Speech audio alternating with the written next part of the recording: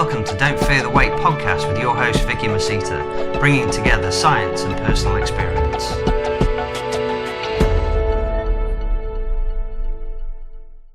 Hi guys, welcome to the next episode of Don't Fear the Weight podcast with me, your tiny titan host, who is definitely a titan now. I can definitely say that I am a titan. As always, Vicky Masita, and in the hot seat today, I am bringing back one of my most favorite people, one of my most favorite guests, Dr. Chappell. Hi Andy, how are you? Hi, Tiny Titan. I'm definitely a Titan now. There's no doubt about that. So I should wish you a congratulations on being a beast. Can we say that? On being a beast. I can be a beast. I'm quite happy to be a beast. Yeah, we can be a hench beast. You're a machine. I am a machine. That's what it is.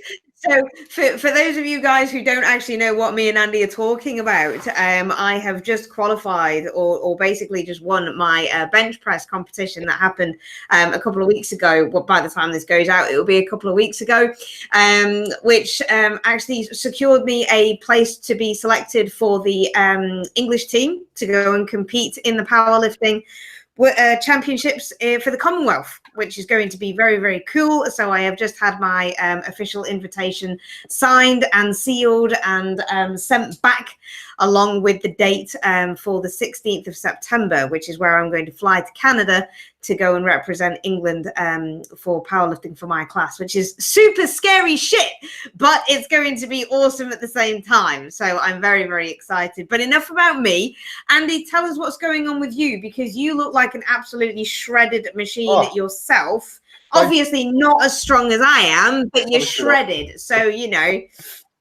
Oh, should we mention, Vicky, I spotted you've got a fundraiser, a GoFundMe to get you out to Canada, so you definitely go and check that out if you haven't done already. You've put the link up there so we can get you over there for that. I'll certainly make a contribution at some point for you to help you fund you to go over. So thank you very much, appreciate it. What am I up to? Well, I'm currently, for those that follow me, you'll know that I'm preparing myself for a bodybuilding contest as always. For those that don't follow me, definitely start following me, please, and hopefully I can entertain you with all my content. That's at Fuelledbyscottsoats on Instagram or ProPrep on Instagram. So me and my partner Steph Noble, DFAC Pro, we are preparing for the Midlands Championship, where we British Natural Bodybuilding, where we are guest stars. So we're doing a couples posing routine for that, which is going to be really exciting. I'm really looking forward to that. Steph's a fantastic poser. She's coming from that dance background, so we're working on putting together a really nice routine to display our physiques in the best light we possibly can, in an entertaining and artistic way. So I've got that, and thereafter we're looking at doing I'll be doing the DFAC British finals. So that's the Grand Prix at the end of the year. So I'll be going up against some of the best natural bodybuilders from around the UK for a pro competition. So last time out, I was third place in that one. This time I'll be hoping to go one or two places better. That's the plan. But when you're going up against the likes of your David Kays of the world, it's always stiff competition. But I'm quite a good competitor myself, so I don't count myself out. And then I've got the World Finals, the DFAC Pro show out in Miami. That's a few weeks after. So end of the year are my contests. And as you say, I think I'm looking not too bad. I sent you some photos actually a few weeks back. I think you quite like them. No one else has seen them actually, have they? No, I don't think so. I haven't certainly shared them. They are those private photos. Myself and Andy, we obviously keep in touch quite a lot, and we get to that point where it's just like, oh my God, I need to show somebody my accolades. Yeah. So yeah, it's very, very nice to actually have that person to bounce off against. So I was one of the only person that, apart from Steph, of course, and your other guy who was helping you pose there, the only person who actually got to see Andy's condition, which I have to say is crisp already at this stage. Absolutely unreal. So very excited to see you on stage, actually. And you're also preparing for a photo shoot, but we're going to keep that one very quiet for now. Yep, that's right. Well, those photographs might end up being out by the time this goes out. But can we say who's taking the photographs? You certainly can if you want to. Oh, I'm yeah. very proud of him. So you're good man. Your husband Scott is coming all the way up to Aberdeen, or he will have been at this point, to take some photographs of myself and Steph doing a variety of poses. So I mean, I can't wait to see the photographs that he's going to take for us from that. Photo shoots are always lots of fun, and it's something I always encourage people to do when they're getting themselves in shape for competition, because you have the memories from doing the contest, but when you look back on the whole cycle, it is nice to look back on some photographs and think, wow, that was me at that particular time, because you can't hold that condition for forever. And it's something quite nice as a memory to have. So we're really looking forward to that. Hopefully we can get some really good arty shots. So we've got that in a few weeks' time. So I think at this point, I'm about 14 weeks from my competition. I think I've got about another 3 kilograms to lose. Sometimes you think, where's it going to come off? Because I think the photographs I sent you of myself, I was like, oh, quite lean already. So yeah, I said that we needed to kind of hold you back a little bit, didn't you? Take your foot off the pedal a little bit. I think that's good advice. I wouldn't dispute that. So yeah, I totally agree. So that's our update, I guess.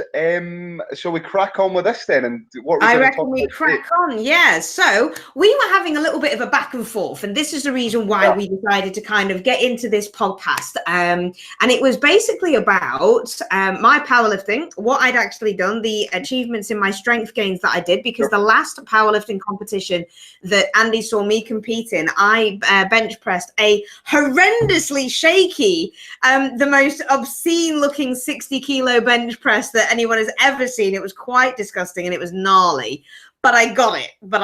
Did it. And within, I did do it, and I've still got that end result of me kind of going yes, and you doing exactly the same pose, and you gave me a big hug, and it was very, very cool. And that was at Titanium Strength Gym up in Sheffield when you were still there.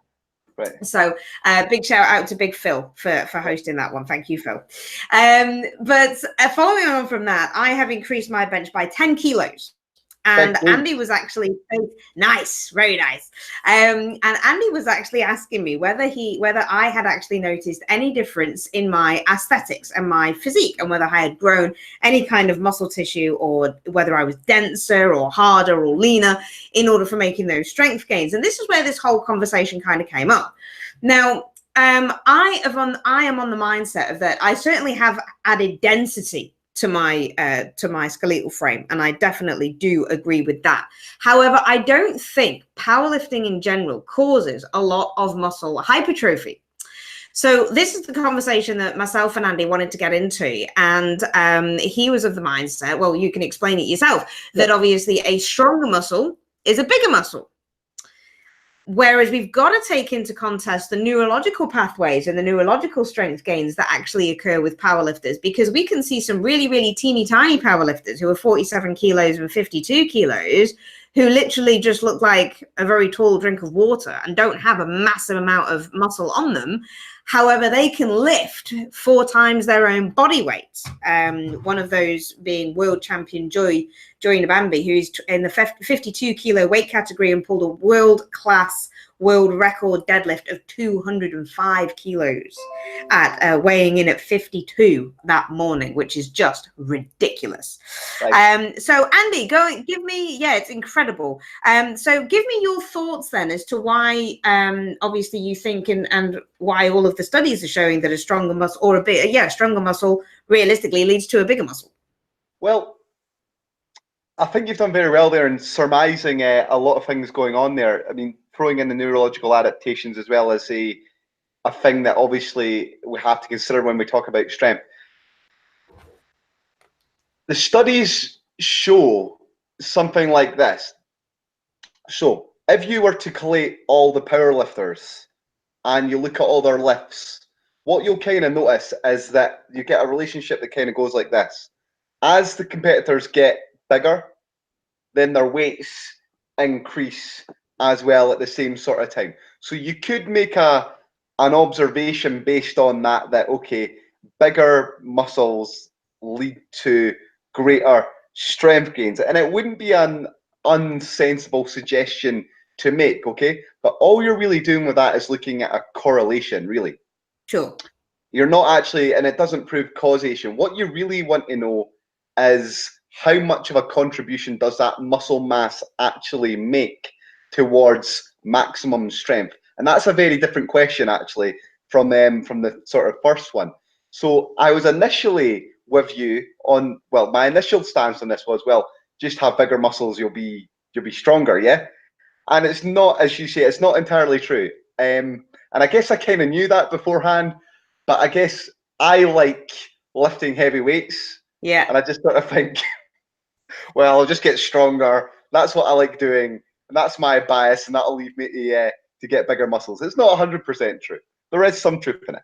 Now, if you're to explain how much muscle strength, or muscle size rather, contributes to muscle strength, from the literature that I've looked at, and I was looking into this afternoon and the last couple of days, we reckon it's around about 45% to 50%. Yeah? Okay. So if you've got larger muscle, then that can explain around about 45, 50% of the strength gains you get. Yeah? So it's not an unsensible sort of thing to say. However, if we think back to that graph that I was talking about to start off with, I was saying if you rank individuals, as they get larger, then they've got more strength per se. But that's if we go by this notion of the law of big numbers. Yeah. So you take a step back and you just look at the general trend. Those laws don't tell you anything about what's going on at an individual level. So you used your example there of the world-class powerlifter. That person on a graph of 1,000 people gets swallowed up and the trend stays the same, but it doesn't tell you what's happening on that individual level. So it's around about 50%. Does that all make sense to you? Yeah, absolutely.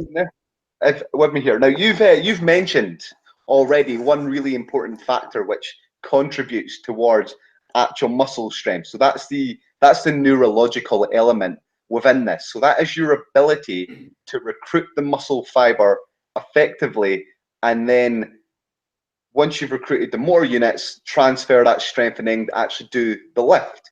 And we can probably break that down into multiple other components as well. So when you started powerlifting, how much training did you do on the actual movements? So just God, not that much, to be honest with you. But you'll know that a lot of people will do things like technique sessions, for example. Yes. Yeah. So they'll do technique sessions. They'll actually do something. They can split it down into something along the lines of like a heavy lift, then maybe a speed lift, and then a technical ability, and then a tick over. Exactly. Now, all of that is skill acquisition. So that is learning how to execute the movements effectively, train those motor units effectively, and fire those motor units effectively as well. There's also a lot of mobility stuff that's very popular within the world of powerlifting and sport in general, not so much bodybuilding. But again, that's all about being able to recruit your muscle fibers in the correct order effectively, recruit the muscle units effectively in the correct order as well. So a large part of the strength comes from neurological adaptations as well. So doing all those sort of things will make a contribution towards the strength. So those are two factors there right from the off.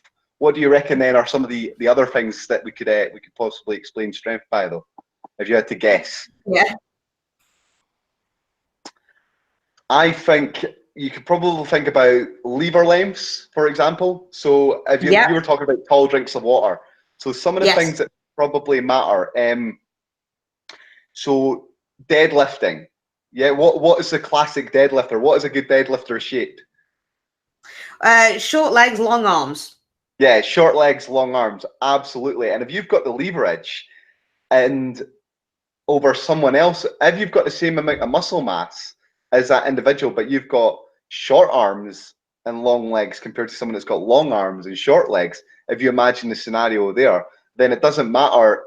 You're never going to be able to out deadlift that other sort of individual in this sort of movement there. So lever length really sort of matters on this as well. Just how long your femurs are, how long your humerus is, how long your thoracic column actually is, the segmentation of that as well. So a few factors in there.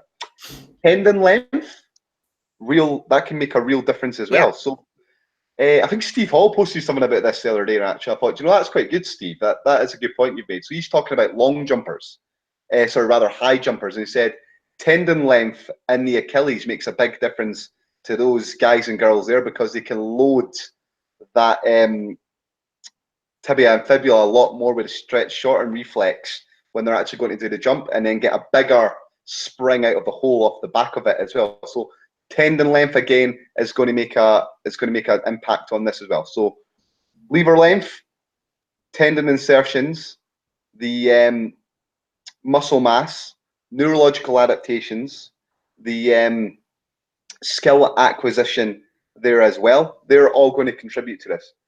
Does that all make sense?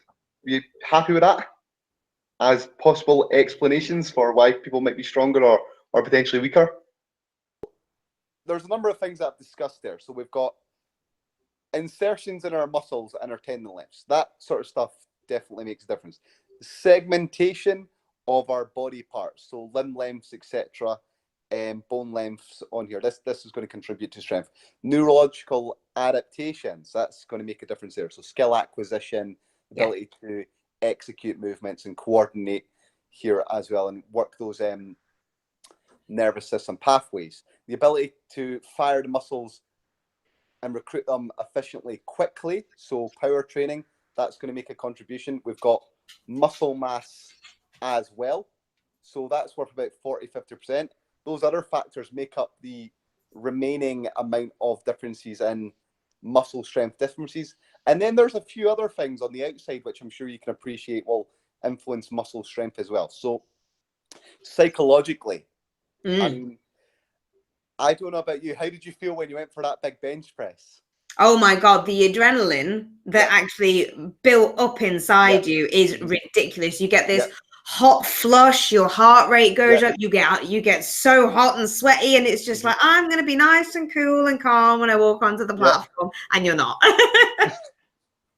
I've done powerlifting before, and I've done strongman before, and you do get nervous. Yeah. And that can contribute towards either a good lift or a bad lift. And some people need that arousal to really hit their peak, and other people you need to calm the fuck down. Absolutely, yeah. That's it. Because sometimes that adrenaline, you don't get that adrenaline in the gym, and you're not used to it. You're not used to that feeling on the inside. So when it does happen on the platform, it's like, shit, I've got to actually do this in front of all of these people who are like shouting at me, and I've got a commentator and like really loud music. And sometimes it can like really hype you up and really make you make that lift. But then it could also detriment it because it's just too much and your system just cannot handle it. Yeah, completely. So these, I mean, I suppose that's an untangible, you might be able to call that. Like, what contribution does that make? And we always talk in terms of sports psychology about those 1% and 2%. Yeah. So maybe that factors into that zone there as well. Another thing that kind of comes in terms of the psychology is, do you ever get the fear associated with, this is really heavy, but also you've got an injury? Yeah, I've never personally had that myself. I always have a little bit of a niggle on my shoulder. Yeah. And the last time that I did the British bench press, my shoulder actually came out of socket whilst I was actually on the bench press, and Scott managed to get a picture of it.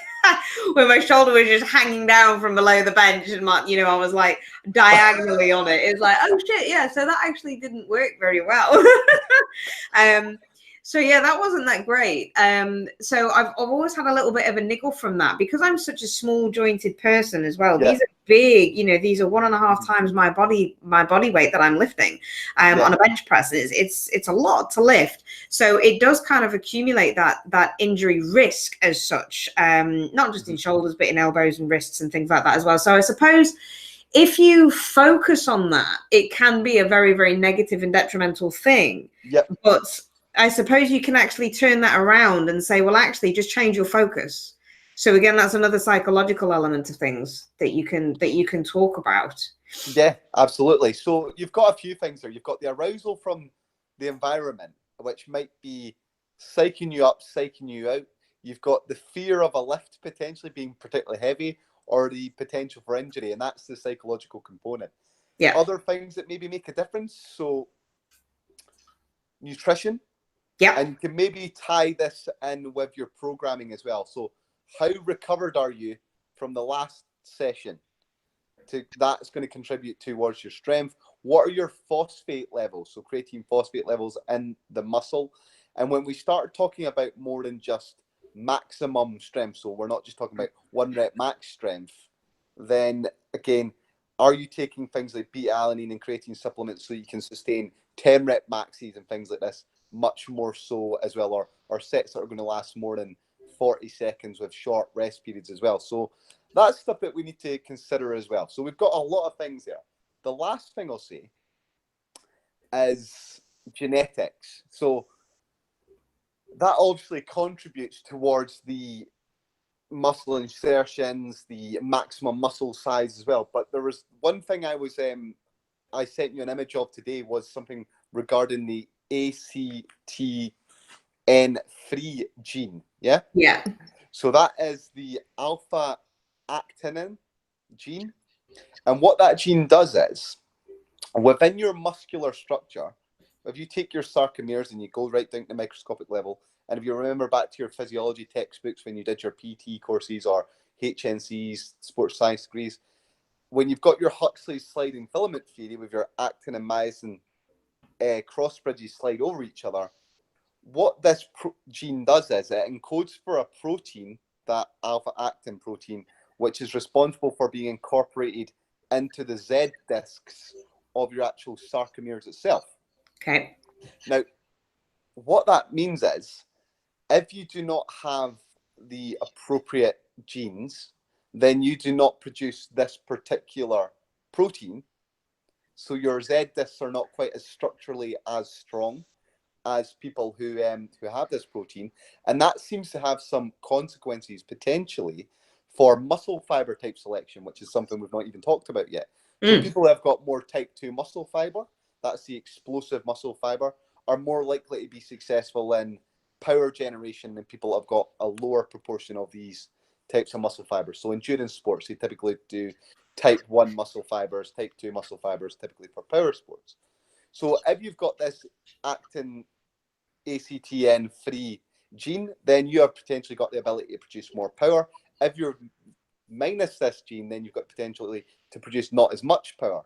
And that gene's prevalent, absent around about 20% of the population, or rather white Caucasians from there. And if you look at studies that have been done on this, where they've genotyped athletes, you see some quite nice clustering. So that was that graph that I showed you today. If you take Olympic power athletes, so sprinters, Olympic weightlifters, and you take the endurance athletes, so long distance marathon runners, 10,000 meter runners, and you group them, what you see is people who have got this ACTN3 gene, they're all sprinters. People that are missing this gene, they typically aren't sprinters. Yeah, because maybe they just can't produce as much force. Now, that was all quite complicated. Did that make sense? I understood it, yes. And the majority of my listeners, or listeners, should we say, will probably be able to decipher it. So basically what you're saying is genetics do play a confounding element into what kind of sport you can be actually destined to do. Yeah, that's kind of what I'm saying. But I would hazard to this, and I'd be cautious and say it maybe only really matters, that sort of thing, when you get to the really, really high level, beyond what normal human performance actually is. So if you want to be elite, maybe it's going to matter then. If you're just doing local powerlifting meets or whatever sport you're actually doing, maybe it doesn't matter quite as much then, because there's a whole melting pot of things that we've actually already talked about, which will contribute to your maximum strength as well on this. Other ones include the myostatin gene. So are you aware of this one? I am aware of myostatin, yeah. So if you have the protein which doesn't encode for myostatin, which is a protein in your muscles which tells your muscles to switch off protein synthesis, then you'll be extremely muscular. Yeah. Damn it. Don't have that one. Yeah, so you'll have double muscles. You'll be like one of these cows. The Belgian yeah. I swear David Kay's got that, hasn't he? He's got to be tested for that. well, he's an extremely muscular guy. There's no doubt about that. Well, what can you say? Yeah, he's buff. He's buff. And he was never always a bodybuilder, was he? He was a rugby player. So I suppose he has got that explosive power as well. Yeah. I mean, maybe that's the thing. I think that people that come from those sort of backgrounds, though, they tend to find bodybuilding, and they typically always do quite well because they've always got that basis. Yeah. And they were maybe selected out for it at an early age for certain positions and so on. Like, if you only become a sprinter if you're kind of good at it, don't you? Well, yeah, this is it. You don't tend to persevere with these things. This is it. Did you are you aware of, I think it's China that actually do it, and they actually measure, is it China or is it Russia? I can't remember, one of the two, but they actually have this genetic selection process where they will actually measure babies and children as they grow up, and say they have a look at their femur length, they have a look at their actual body ratios, and then they will actually put them into certain elements of training, whether they like it or not, whether they're going to go into gymnastics or Olympic lifting or Olympic weightlifting and that kind of thing, purely because they are naturally built for it. I have not heard about the genetic testing in that respect, although it would not surprise me. From a national sporting program point of view, it does seem like quite a useful data to gather to see if it actually could make a difference in the long term. I could totally believe it. One thing I do know about talent identification programs, though, is that they have got quite a lot of transfer. So if you train a child to be very good at Olympic weightlifting, and you do it from, say, the age of 4-year-old until they're around about 11-year-old, then those skills that they've acquired from that seem to be quite useful at transferring over onto other sports as well. And just as good as if you were to train someone through the full program, they can be just as successful if they've come from a different sport as well. That's something that I've heard as well. But no, I could completely believe that. Yeah, it's crazy. It is crazy. I mean, people kind of look at me and they just kind of say, you're not built to be a weightlifter. I'm like, no, absolutely not. I couldn't bloody lift Olympic snatch to save my goddamn life because it's ridiculous. However, a lot of people also look at me and say that I'm built to deadlift because of my height, because of my length and that kind, and leverages, and especially being a sumo style deadlifter. But I don't deadlift. I do not deadlift. I will not do a full SBD comp. It's just a bench only comp for myself. So I don't deadlift. So sometimes you can go against the grain for it at the same time. I did want to actually pull up one of those things you were talking about with the protein element of things. Have you heard of, which I'm sure you have done, but have you heard of an ailment or an illness called PKU? Oh, no, I have, yes. Now I'm going to rack my brain here. Just tell me what this is, though. So when your wee man was born, he went to the health visitor and they took a heel prick test. Yep, that's right. That is to monitor and to test for something called PKU, which you're going to laugh at me because I can never pronounce it correctly, but it's phenylketonuria. But basically it's an inability to process and digest a certain protein, a certain amino acid. Okay. Yep, that's right. Yep. Yeah. So if you have an overabundance of exogenous protein, so you're obviously going to take that in through nutritional and dietary preferences. If you have an overabundance of that, it can cause brain damage by causing this almost like these nitrogen bubbles that go up into your brain. Okay. It can cause a lot of brain damage. And there's a lot of things that are accompanied with PKU. Now, a lot of people will just automatically think, shit, well, what do you eat? Because obviously being bodybuilders and being powerlifters, you're going to have a certain amount of protein in order to retain some lean muscle tissue, especially if you're going through a cut, and to obviously build the muscle fibers that you want to in order to get bigger.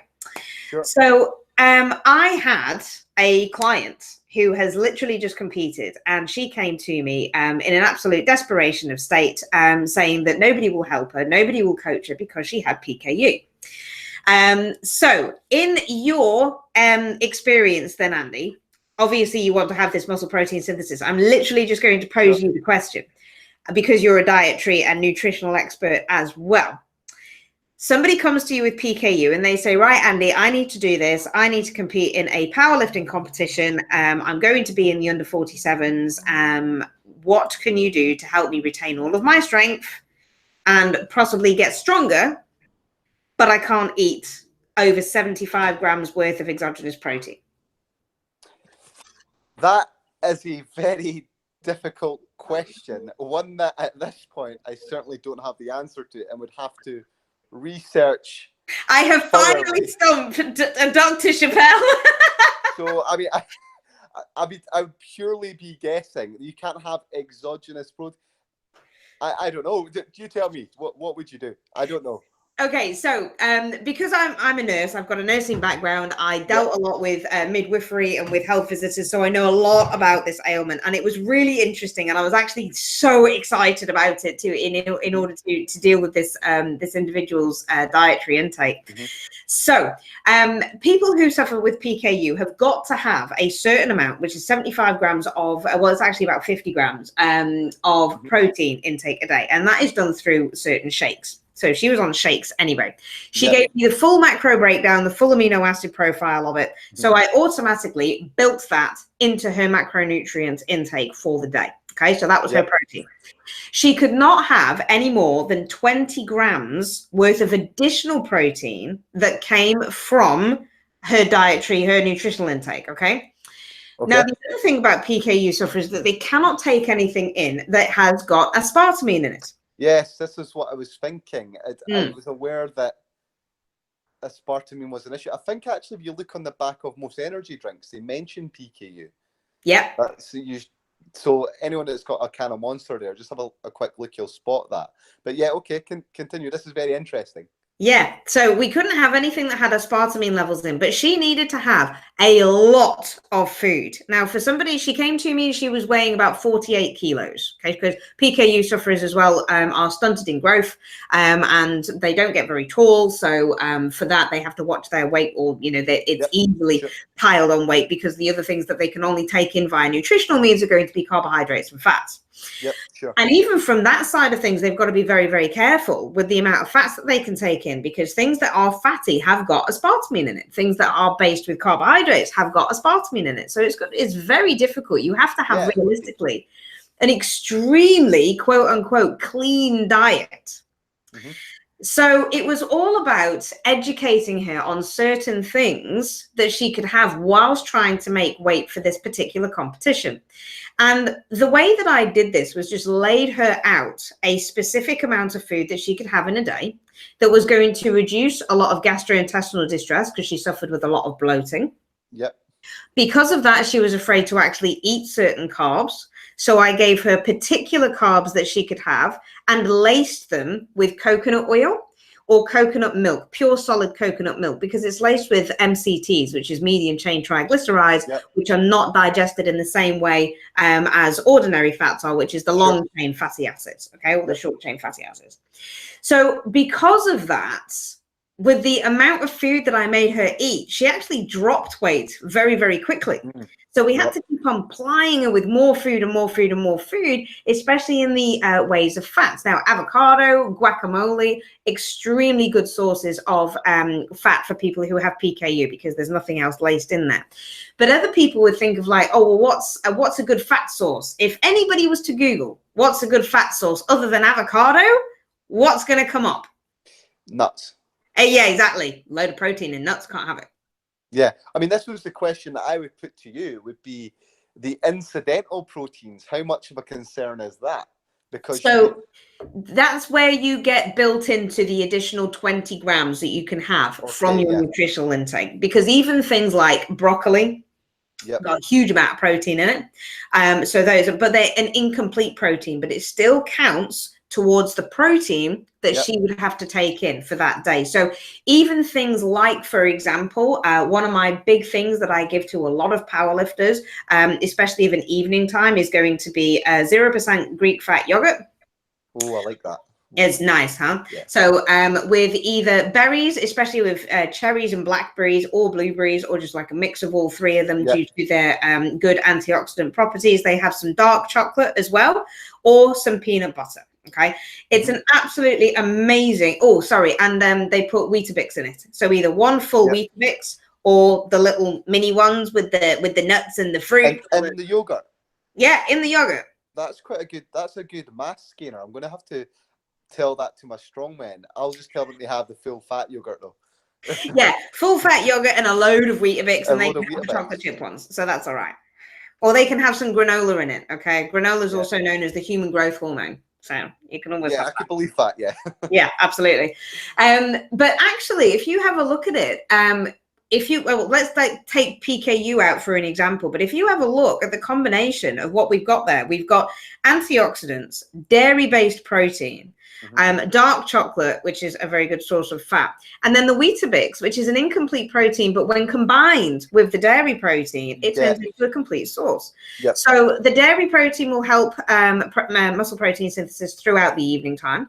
The dark chocolate is a fat source that will actually help slow down the digestion of that complete meal. Carbohydrates, it's a slow burning carbohydrate because it's a wheat-based protein as well. Yep. You can also change it for Oatibix if you have got a gluten intolerance. So, that's always there at the same time. And if you're going to include your berries, that's an antioxidant. It's very, very easy to digest. It's another good source of fructose. So you're not just going to overload your GLUT4 transporter for the insulin uptake and for the carbohydrate intake, causing you gastrointestinal distress. And peanut butter, because, well, peanut butter is life and it's tasty. But also it's another fat source. So that's the case. So if you were to actually have a look at that for my client who has PKU, she couldn't have the wheat-based Weetabix because it's protein.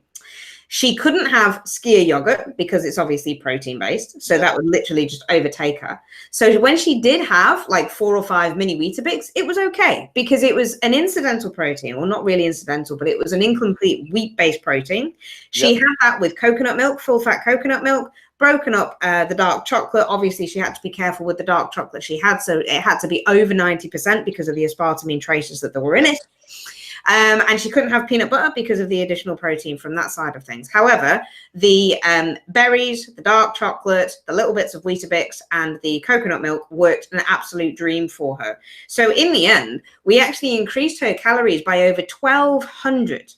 And yet she still weighed in at 45.7 kilos on the day of her lift. Now for a 44, so let's round it up to 46. For a 46 kilo lifter, she squatted 112 kilos, 112.5 kilos. Her bench wasn't fantastic, but she did bench her body weight, which was 47.5. And her deadlift was astronomical at 132.5. So for a 46 kilo lifter that came to me nearly 48 kilos, who didn't have a clue about nutrition, and literally because I understood a little bit more about medical ailments than other people. And I'm so happy that other coaches kind of said, you know what, I have no idea what to do with you. And I cannot coach you because there are so many people in this industry, Andy, who will literally say, yeah, I'll sort you out. And they don't have a clue about health implications. Yeah. I mean, you've done a great job there. You should be very proud of yourself. That's a great effort. Well, I'm more proud of her because she's the one that did it. I just gave her the direction, but Yeah, I take your point. I agree with, but credit is due in terms of helping out there. And I'm completely with you on that at all. I would have had to take a long, hard look at that sort of individual with that condition and work it if I had the actual skills to be able to manage it, because I'm not a clinical dietitian. And there's an important point here about, which really frustrates me actually, is people working out with their professional boundaries, which I kind of think is a little bit arrogant that some people think that they've got the skills to do things when they clearly don't, or they could cause more harm than good. But that's a little bit of a bee in my bonnet about that. So yeah, but I think it's important to bring up though, Andy. I do think it's very important. It's one of these things that's like, we need to tell people and we need to really highlight in the industry that you need to stay in your lane. Yeah, for sure. And I mean, there's nothing wrong with sending a client on to someone else. I mean, I had an individual recently who contacted me about coaching that had an eating disorder, which I don't have the skills to tackle and manage. And I know that I don't have the skills to tackle and manage that despite my background, that I referred to you because I knew that I would not be able to provide the support that individual needed to get by. It wouldn't be fair on the individual for me to do that when you need a more multidisciplinary approach, or someone certainly with a lot more experience than I. But no, that's a great success story. You should be very happy with that, with your PKU success. It was Or rather, lovely. your client should be, and there's some good lifts there. There's some really good lifts there. That's incredible. Yeah, really. And this is what we were talking about. So the neurological adaptations for her were already in set, but it just kind of got me thinking about it, because of the simple fact that it's like, well, actually, is she going to have any of those genetics that we were just talking about with the actin myosin gene? Well, again, it's the melting pot of all the different factors, isn't it? It's difficult to put your finger on what it is that she's actually got that allows her to do those lifts over someone else. Is it tendon length? Is it the segmentation length? Does she actually have more muscle mass than someone else? Has she got really good technique because she's trained well? Has she got good programming because her coach has put in place a program for her that's allowed her to generate more force more effectively? Has she got psychologically more confidence from the dieting? Or maybe she does have one of these genes that just make her that little bit stronger. Indeed. Than the average person. So I think it's a nice little comeback story to the point that you made at the start, where it was factors that contribute towards strength are not necessarily always just purely muscle mass. Although it is kind of important. Yeah, absolutely. So the other things you wanted to talk about, I believe, were adaptations that take place during competition dieting. Is that correct? Yeah, we can have a look at that one. So this is actually moving swiftly over to the bodybuilding aspect that Andy it's so interesting, the research that Andy does at the moment. So obviously, having a look at some of your upcoming papers that you're doing, I know that we can't talk about them that much because they're not published as of yet, but just a little bit deeper into it, you were talking about or like quietly in the background with me, you were talking about comparisons between amateur level bodybuilders and professional level bodybuilders, and what was happening with them.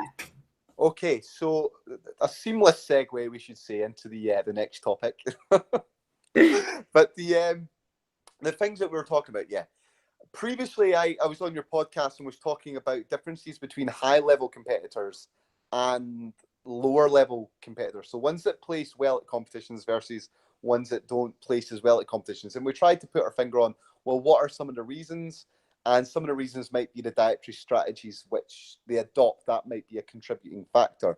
Yeah. And we were able to identify that basically the people that do very well at these contests, they typically have been training for longer. They typically diet for much longer to get in shape for contests. That allows them to maybe retain much more muscle, but they also eat more food when they're getting ready for a competition, and eating more energy per se probably helps them retain more muscle mass, helps them train a little bit better, which helps them again retain more muscle mass, and then that ultimately leads to better conditioning as well. So those were some of the take-home points. We did identify that carbohydrate might have been particularly important. What was interesting we found was that people typically followed a really low-fat diet as well. And I mean, you've seen people on stage at these competitions. They're extremely muscular, despite the fact that they're consuming, say, less than 15% of their diet from fat. Indeed, which is really interesting, because our guidelines that we maybe have just now for athletes, athletic populations, are around about, say, no less than, say, 20% of your diet should come from fat. So these people are doing it and they've got a low-fat diet. So it can definitely be done. I think that's just an interesting point. So the latest research, we followed up this. It's actually been sent away for peer review just now. So hopefully they like it and they don't tear us apart. But we wanted to say, okay, well, that's the amateurs. Sorry, that's the amateur level between the high level and the lower level. What happens if you take professional competitors and you compare them to non-professional competitors? Is there something going on there as well? And what I'll say is it's a very similar story. So what we see is the pros, again, they typically spend a lot more time dieting for competition. So we're talking 28 weeks to get themselves in shape for a contest with really sort of slow weight loss. So before, the recommendation used to be around about 1% to 0.5% weight loss per week. We're seeing these people get in shape at having less than, say, 0.5% weight loss per week sometimes. So it's really, really slow. And that's kind of changing our recommendation, which we said was previously 1%, to say, actually, you should be down closer to that 0.5% weight loss per week if you want to maximize muscle mass retention. So that was one factor. And I'm just going to jump in there, Andy. Sure. Is that going to be the same for male and female bodybuilders, or just males? Yes, it is the same. I should mention that in both of our papers that we have on this, we have got males and we've got females, and we've got male pros and we've got female pros as well. So we've got a nice comparison there that you can look at between the two. And we see the differences in the males because I think we've got a larger data set. We're looking at them statistically. Anyone knows anything about stats will know that statistical significance is up here on a pedestal and that we look for that. But the trends are very similar in the female competitors as well. So I don't think it's unsensible to suggest that it should be similar within the female categories as well. So you've kind of held me at account on that one. But yeah, no, you're right. So 0.5% weight loss per week. We're looking at around about 28-week dieting for competition. But the male pros, what we found within this data set compared to the last one was there was a much stronger trend, or the data was much more significant in terms of carbohydrates being important for performance compared to the amateur competitors. So they're eating much more carbs, these guys. So you're talking they might start their diet at, say, 460, 490 grams of carbohydrates, and by the end of their diet, they're still consuming, say, 390 to 400 grams of carbohydrate, compared to the amateurs who are dieting just essentially on much less food. So they're consuming at around about, say, 350 to 330 when they start, and then they're doing about 250 grams by the time they finish their diet. Again, both groups following lower fat diets. Everyone follows a high protein diet. So I think this is really sort of interesting research, and that we can sort of point to something and say, well, competitors that do well typically eat more food than competitors that don't do as well. Professionals typically who have got more muscles and are the quintessential example of what we try to achieve eat more food as well than the amateur competitors as well. So there might be something in this that is worth considering when we're looking at getting ourselves in shape and getting ourselves ready for competition. Now, to bring it on to some other research that I'm working on just now, we're starting to build up a hypothesis on what is maybe the best way to potentially do this. But there seems to be geographical differences, and I don't know if you've noticed this, around the world in terms of the strategies which people adopt to get themselves in shape for these sort of competitions. So British athletes, so the ones that I'm looking at, seem to diet on much more calories than our American counterparts are currently dieting on just now. And anecdotally, I don't know if you've noticed that as well. We had a discussion about this, I think, with one particular athlete the other day. Does that spring to mind? Yes, it does, yeah. Or does this observation fit with what you've observed yourself? It does, to be honest. I have found as well, and I was speaking to a couple of other pro coaches about this very recently on another podcast, and I found that ethnic background does actually cause or does actually prove a lot different in their dieting strategies as well, because of what they can actually deal with. So like some people, for example, especially Hispanic and African Americans, for example, they diet better on lower carbohydrate, higher fat, but with moderate protein. Whereas obviously like our white counterparts like ourselves like to diet on higher carbs, lower fat. And when we say lower fat, it's like really low fat. Yeah, it does. Like really low fat is right. So we're talking like in some cases 0.2 to 0.3 grams of fat per kilogram of body weight. So really, really low is what some people are dieting on. Now, if you look at the literature, so studies that are published on this sort of research that we do, they're largely case studies, and there's some observational studies. And if you look at them, you can see that, again, the British people are dieting on much more calories than the people that are the Americans, essentially. And I guess what I would be trying to propose is you don't have to kill yourself, guys, to get yourself into shape for competition, essentially. Sure. You can diet on much higher calories than what you're dieting on just now. And that brings us on to the physiological adaptations that take place when we're getting ready for competition. So as we get ready for competition, the sort of things that we see taking place within our bodies are, we all lose weight when we're getting in shape, or we hope we lose weight. We all reduce our body fat as we're getting ourselves in shape for competition.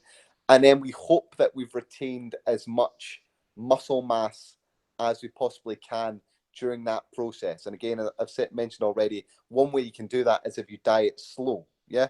But another way you can do it is if you diet on lots of calories and you do it very slow.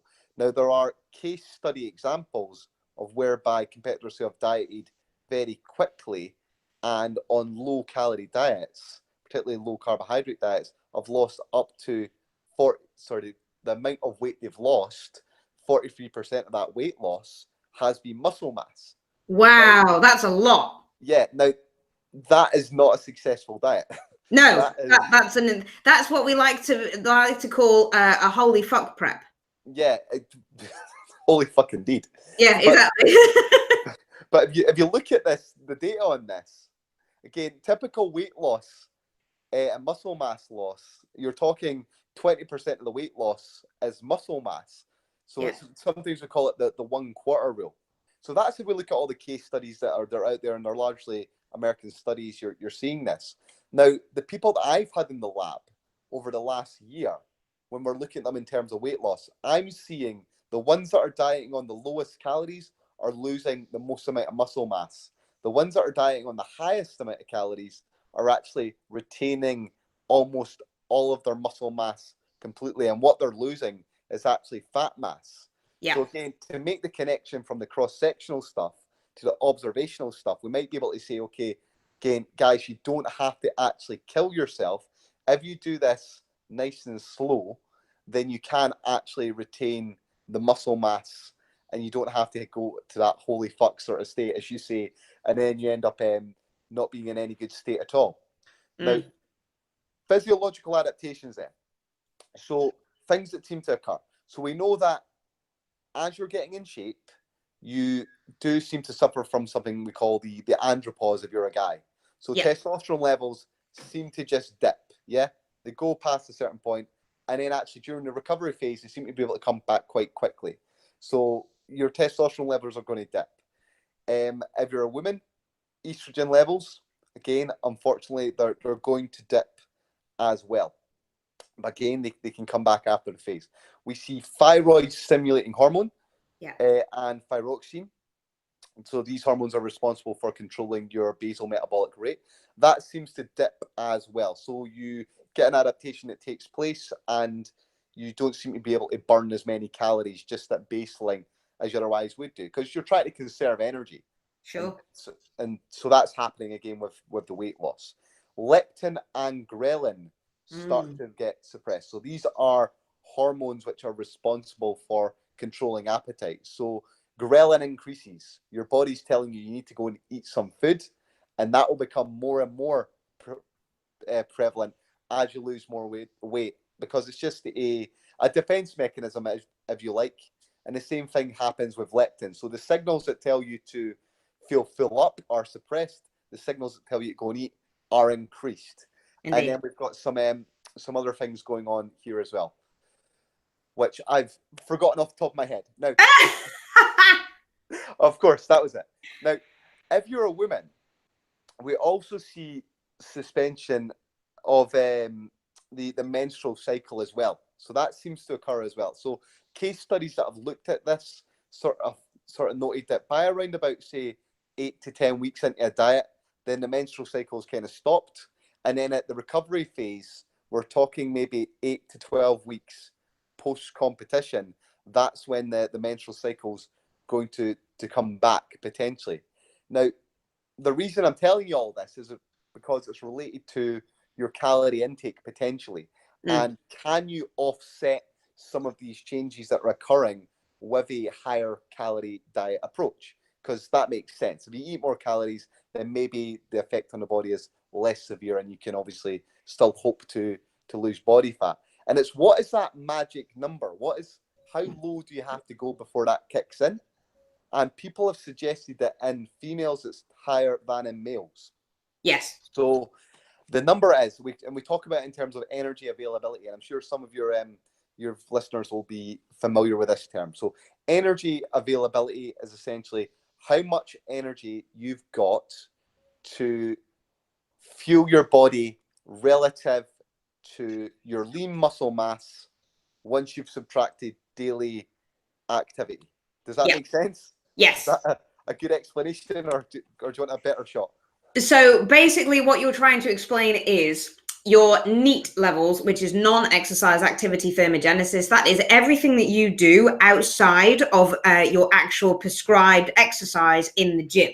So that's like walking around, doing the shopping, cleaning the house, walking the dog, dealing with the kids, even your nervous energy. Okay, that's non-exercise activity thermogenesis. Now you have to take that into account with your basal metabolic rate. That amount of energy availability is what's known to allow you to exist. So just to kind of lie down on a bed and just live. Okay, so that's your basal metabolic rate. Take that, add in your NEAT, and that is what you're going to need just in order to get through your day. Yep, that's right. So then what you're going to do is include the amount of energy that you expend exercising. Yep. And add that all together. That's what you're going to need literally just to survive and have homeostasis and obviously be able to compete in a bodybuilding competition. Now, if you were to take in less energy than what you expend, you're obviously going to lose weight, lose body fat if you do it cleverly. However, what you're trying to say is, what is that amount? So is it actually going to be 10 calories per kilo, or 10 calories per pound, or 20 calories per kilo in order to offset all of those physiological adaptations that you've just talked about? Yep, exactly. Thank you very much. That's a perfect summary on that there. So it's relative to your lean body mass. That's the only thing I'll sort of say. And the magic number we think is, for females, it's around about 30 calories per kilogram of lean body mass. And if you dip below that level, that is whereby these physiological adaptations perhaps potentially start to take place. We're not 100% certain on that yet, but that's what people are sort of proposing as the number. And I don't think it's an unsensible proposal. Guys, the number is slightly lower because we don't have to bear children. We've not got to worry about the menses, which is obviously very energy what would be the word? Energy demanding.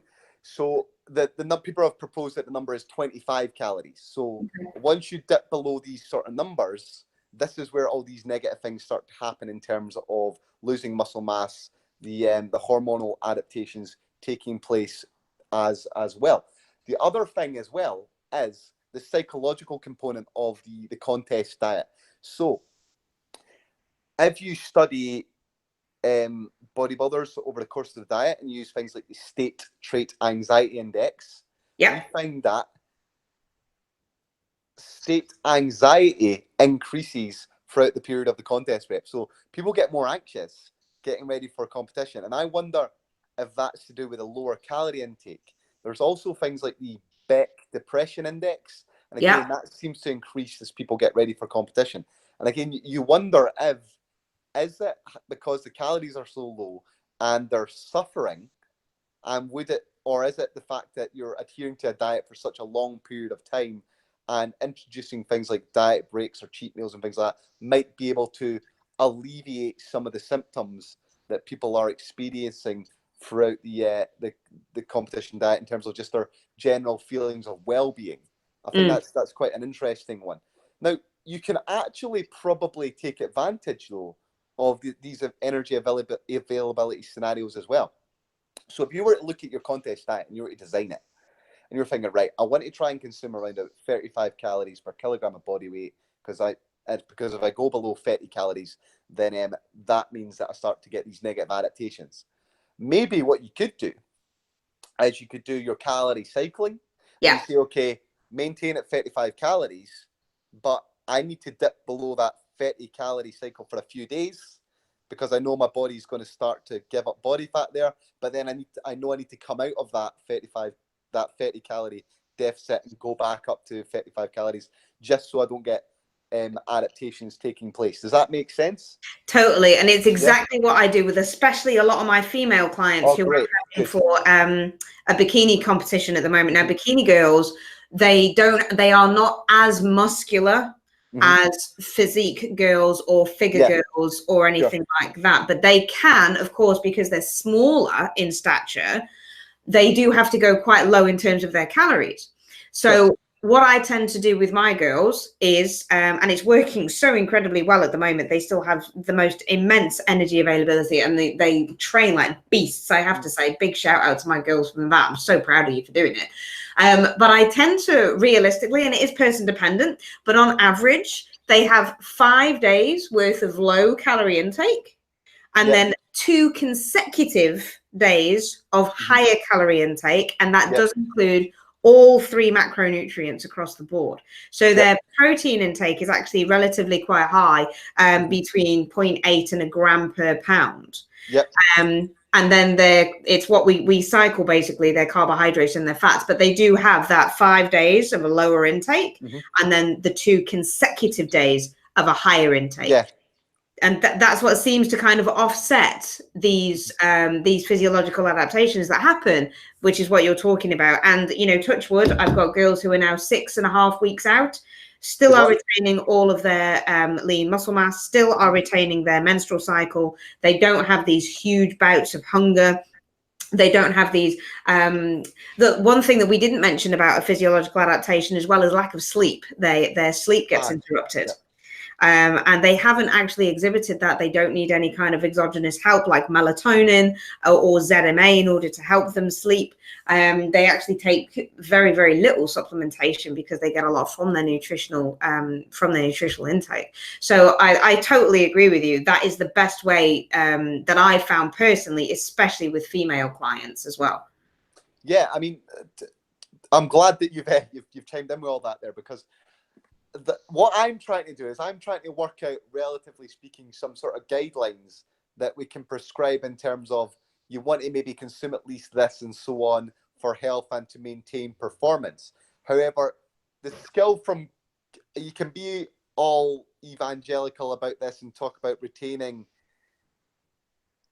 proper function and health and things like this if you want, but you still need to get results. Absolutely. So if your person's not getting in shape, and we have to acknowledge that this is still an extreme sport, then you might have to do things whereby for a few days you dip below those sort of calorie intakes, and maybe it doesn't have a long-term sort of effect on your health here, but maybe as long as the average weekly intake still is above these sort of certain numbers, maybe that's all you actually need to do to actually maintain health. And people have probably studied this. I don't know. I'm certainly going to have to go and look at this. But if you can maintain your totally weekly average calorie intake around about there, and you've got your dips and troughs, then maybe that is the potential, the best way to do it. I mean, if I was to design the ideal sort of plan and say this is the way to do it to retain the most muscle mass and everything like that, then it would be a sort of stable intake throughout with minimizing drops below that sort of threshold. But that's an ideal world scenario, and I don't think everyone can actually get away with doing that. No, absolutely. And the thing is that with being a bodybuilder, I mean, I had some feedback from my last competition from one of our very good friends, Mark Claxton.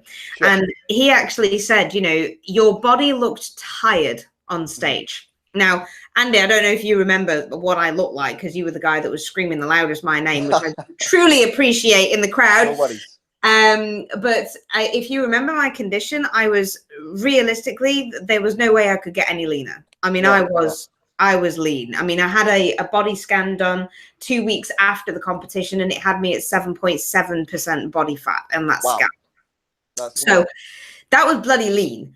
Now, what Mark said was that I looked tired. My body looked tired, and that the problem with me being that lean was that I wasn't full, and I needed to carb up on over 2,000 grams of carbohydrates over 3 days, and I still was looking a little bit flat.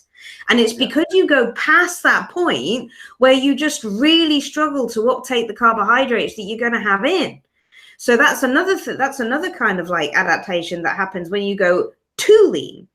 But what was my point that I was trying to say? Yeah, well, so just a quick plug then while you remember your point.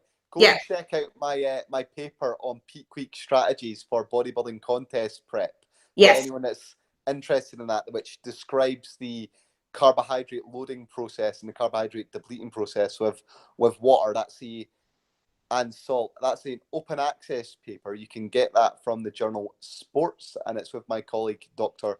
Trevor Simper, and that will give some people some ideas on how to potentially peak week for the contest. Have you got your point back? Have you remembered? No, I lost it. There was an actual specific thing that I was actually bringing in, and it was actually really quite valid, but it's gone now.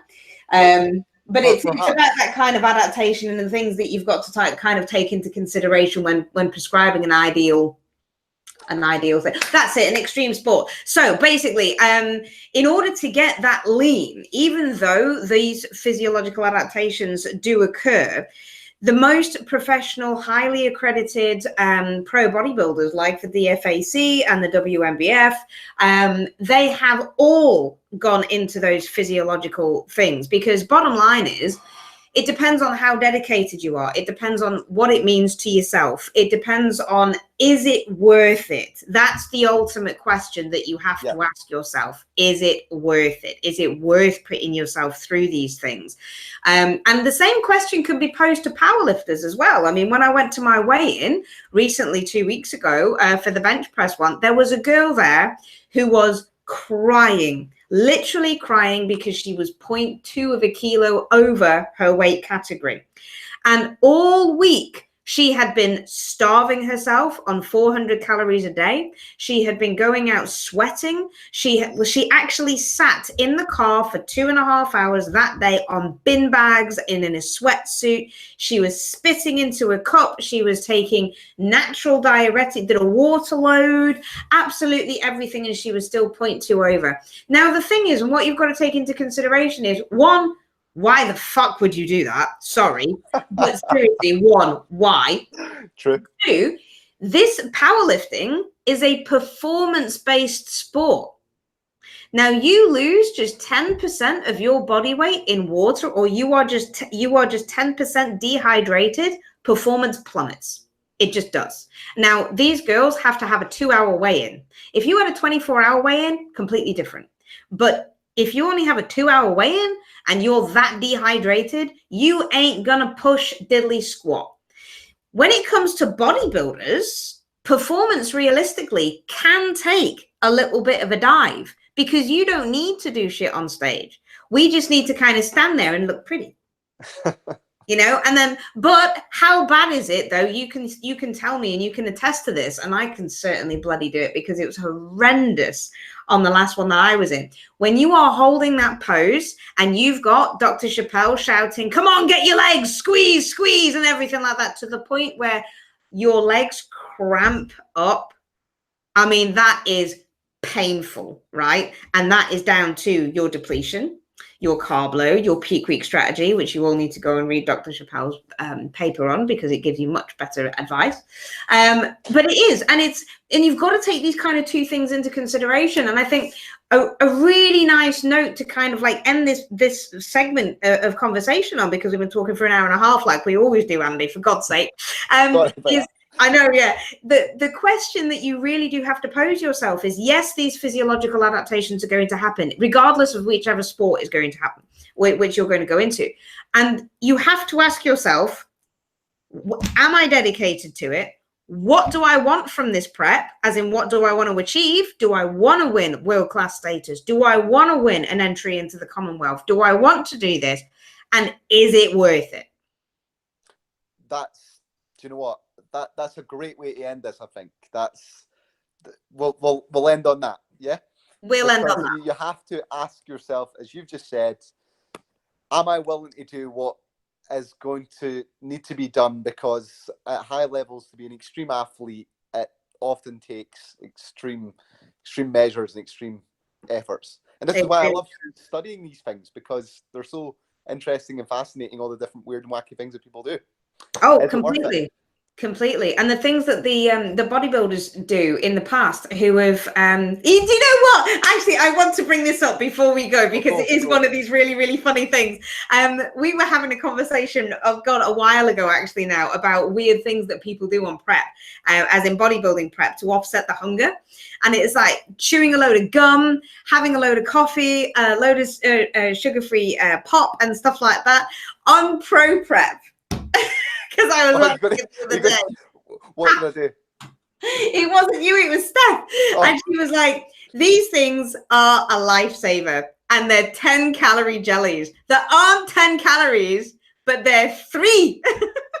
And I was like, I automatically looked at it and I wanted to text you. And I was like, oh my God, this is the weird thing that people do on prep to try and offset their hunger. They start having all of these weird things. Yeah, like free jellies. She just worked out she could have 3 jellies and still not have 10 calories. I know, yeah, but it's brilliant, and it's that kind of thing. And you know, one of my clients did it, and I actually suggested it to her because she was hungry. I said, oh, do you know 10-calorie jellies? Go and get some of them. They're brilliant. They're a nice little sweet tooth. Yeah, she couldn't have them. She bloated up, gastrointestinal distress from the gelatin aspect, so she couldn't have it. I was like, guess what? No more jelly for you. So yeah, so to end on that note, is it worth living on some 10-calorie jellies for a few weeks? Yes. Yeah. Yeah, it is. Right. No doubt me and Andy are going to be back on a multitude of podcasts, because you know that everybody loves us having a bit of a chin wag together, and I love talking to you as much as you love talking to me. So that's always good. I am going to have your good lady Steph on as well very, very soon. So that's going to be exciting. And as I mentioned to you the other day, if anybody doesn't know or not following Pro Prep or not following Andy or Steph Noble, please go and check them out, because Steph is looking insane at the minute. Completely insane. I mean, I thought you were shredded, Andy, but my God, no, Steph put me to shame, right? She's excellent. I don't mind saying this. She's a fantastic athlete, and she's a better athlete than I am, actually. She's very, very good. I'm going to actually play that back, record it, and send it to Steph. Oh, no, she knows. I'm save it in her screensaver. I'm her biggest fan. So, good. Okay. Right, I'll put all the links up here for the Pro Prep guys. And if you are looking for people to obviously take you through your own bodybuilding prep, obviously give these guys a shout, or give myself a shout. Andy and Steph are a collaborative team, and they're absolutely astronomical. They are brilliant, all evidence-based, all scientific, obviously, because Andy is known as a doctor, and he's a good doctor, not the medical kind. But as you all know, if you want to follow myself, follow me on the gram. You probably are doing anyway. I'll put all the links up here, and if you've got any other anecdotal experience that you want to kind of chuck in, then please obviously send us a DM or a comment on the video, and we will get back to you as soon as we possibly can. Once again, thank you, Andy, again for coming on Don't Fear the Weight, and I'll catch up with you very soon. Okay, peace out. See you.